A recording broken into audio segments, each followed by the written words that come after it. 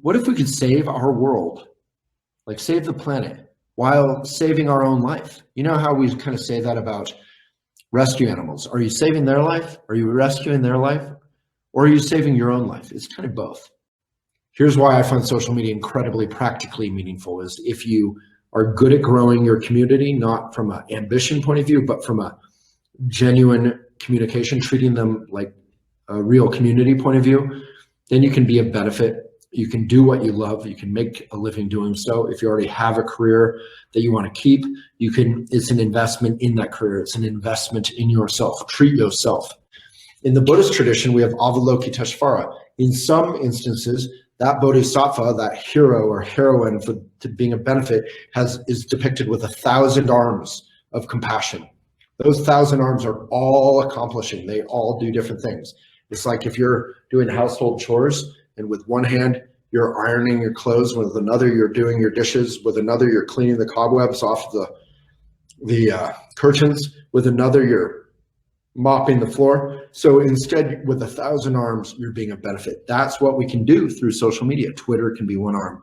Newsletter can be one arm.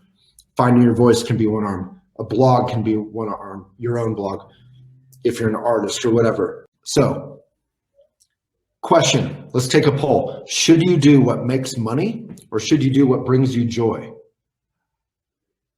Which one should you do? Money or meaning? Money or integrity? Money or joy? Which one's more important? The basic answer is both. It's got to be both. My mom did what she loved, never made any money doing so. She was a joyful person, but she had stress. She lost her house, you know, these things. It's in this world, it is a virtue in Buddhism. This is interesting. It's considered a virtue to pay your bills responsibly. So both. But yes, for those of you who said joy or meaning first, that should be the fundamental intention. And if you have integrity, you'll attract others with that genuine communication, right? So both. Elephant Academy is about ending that age-old dichotomy of money versus integrity, money versus environment, money versus flexibility, money versus meaning, right? We want to do both. Wouldn't it be great to make a living doing what you love? We can all do it now. It's not idealistic. There's a way to do it. You are doing what you're doing. You create a little side hobby. You grow that side hobby until it's bigger and bigger and bigger, and you can step from what you're doing to the hobby and make that your full-time thing, and then you're doing what you love, right? So there's a transition period that happens. Maybe instead, you just change what you're already doing into something that you love. You can kind of soak that like a sponge into something that you love, okay?